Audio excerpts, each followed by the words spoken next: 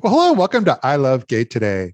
And today we're in San Francisco and we're here with Jodi Schwartz from the LYRIC House. How are you? I'm well. Thanks for inviting me to join your show, Matt. Oh, it's great to have you here through one of our dear friends that we have in common with David Perry. He had told me some about what you guys were up to, but it sounded amazing. You're kind of been an anchor in the San Francisco LGBTQQ community, queer and questioning, but with the Absolutely. focus on youth. And yeah, tell us a little bit about that. Yeah, Lyric has been around for 33 years. So we are one of the oldest LGBTQQ youth centers in the country and probably the world. And as such, we have many folks that visit us from across the country and across the world to kind of learn about all the work that we've been doing with young people. And really, a centerpiece to Lyric's work is really lifting up the voices of our LGBTQQ young people and really centering their voice in talking about how they can become leaders in their community. Well, I think that's a big part. I actually enjoyed when I was going through your website. You guys really emphasize, number one, you emphasize leadership a lot and helping to create leaders, but you also emphasize and showed that compared to other organizations in San Francisco, you guys have really been able to make a proven impact on these folks. Absolutely. I think one of the things we've really learned is that when you're working with this population of young people, they've experienced such disconnection from community because of their sexual orientation and their gender identity. And what we find is that not only do we need these young people to be leaders in the community, but by giving them the lens that they really can be leaders and we need them to be leaders, they then feel a sense of belonging and connection to community that not only helps all of us as the LGBT community, but really gives them purpose. And we all know purpose is very important and something that's been tested a bit during this past year with the pandemic. Well, I'm sure it's actually been even more relevant to be there for because there's so many stories of youth having to go back to living at home during the pandemic and so forth, but a lot of just the trials and tribulations of having to deal with homophobia and a lot of the things that they were hoping to escape from. So I'm sure that's kind of those and other stories have been very integral with what you guys have done over the last year. Absolutely. I think, right at the beginning of the pandemic, we have some young people who were living in homes that, they could lay down and get the sleep that they need, store their belongings, but it was not a place that really made them feel safe, made them feel supported. And so we did get support from both the San Francisco Foundation and the Horizons Foundation to find alternative housing for about 10 young people right at the start of the pandemic, where it was clear that they were not going to feel safe sheltering in place in their current residence. And then also another thing that we learned, we did go to virtual for most of our programming. And we also had to adapt to that, particularly since we serve about almost half of our young people are transgender nonconforming.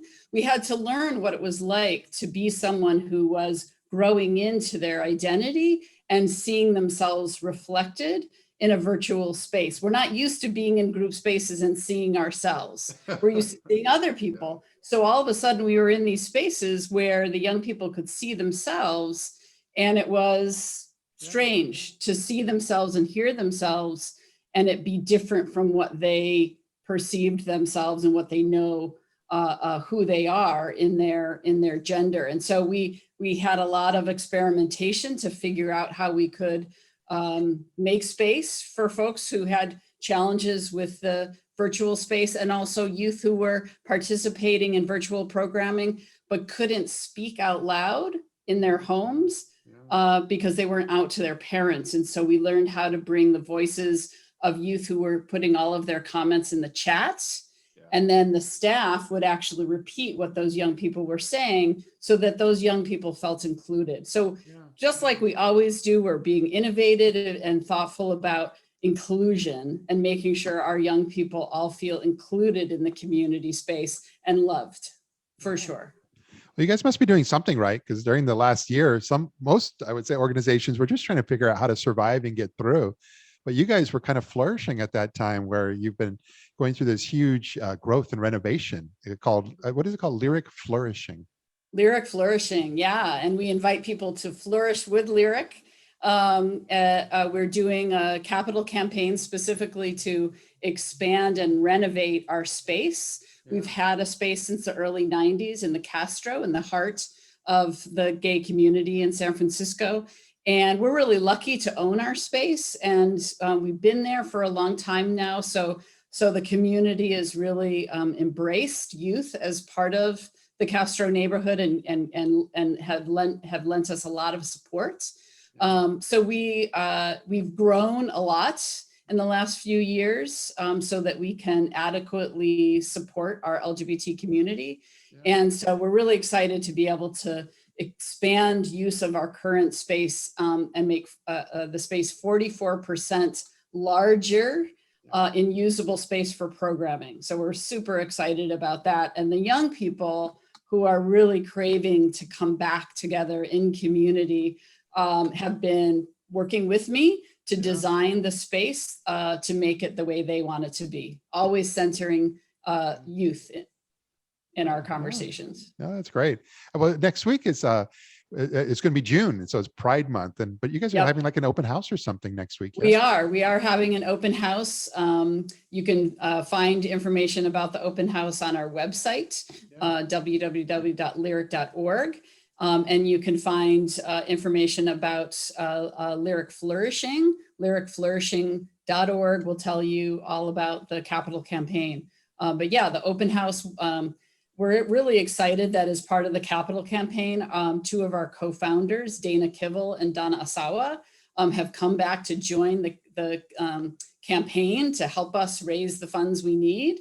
And they'll also be joining for a conversation with one of our board members, Patty Barjona, for a conversation about their reflection on, what was the story behind the founding of the organization and how they are experiencing LYRIC coming back and joining us 33 years later.